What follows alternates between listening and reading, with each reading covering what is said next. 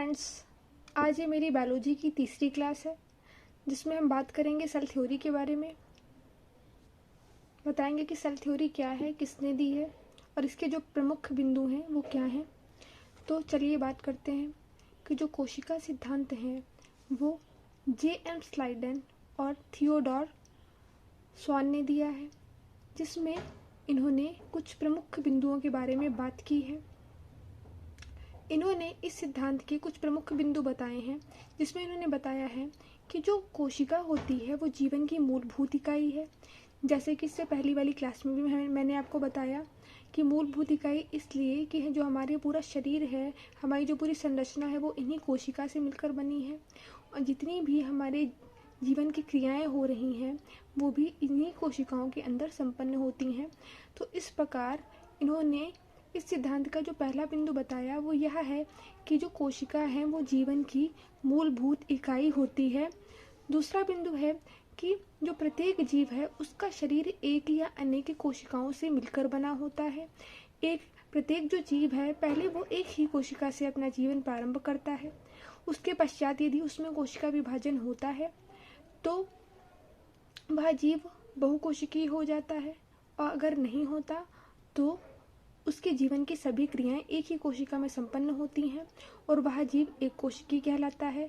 और यदि कि कोशिका विभाजन होता है तो वह जीव बहुकोशिकीय बन जाता है।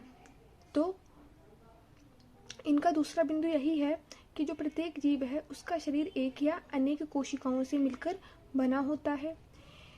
इनके सिद्धांत का जो तीसरा बिंदु है वो यह है कि जो नई कोशिका है उसका निर्माण उसकी पूर्ववर्ती या जनक कोशिका से होता है, यानी कि जो कोशिका है, एक कोशिका है, वही विभाजित होकर नई कोशिकाओं को जन्म देती है। यानी कि जो एक कोशिका है जो बनी है वो अपने ही जैसी पहले स्थित कोशिका से मिलकर बनी होती है और जिस कोशिका से वो बनती है उसे हम जनक कोशिका कहते हैं। इनके सिद्धांत का अगला बिंदु जो है वो यह है कि जीवन की समस्त क्रियाएं कोशिका के माध्यम से संपन्न होती हैं। यानी कि हमारे जीवन की जो भी क्रियाएं हो रही हैं, जो हमने आपको पहले वाली वीडियो में भी बताया था कि जो जैविक क्रियाएं होती हैं, श्वसन, उत्सर्जन, कोशिका विभाजन, वो सभी जो है इन्हीं कोशिकाओं के माध्यम से ही संपन्न होता है। तो इस प्रकार जो जीवन की सभी जैविक क्रियाएं हैं वो कोशिका में ही संपन्न होती हैं या कोशिका के द्वारा ही होती हैं।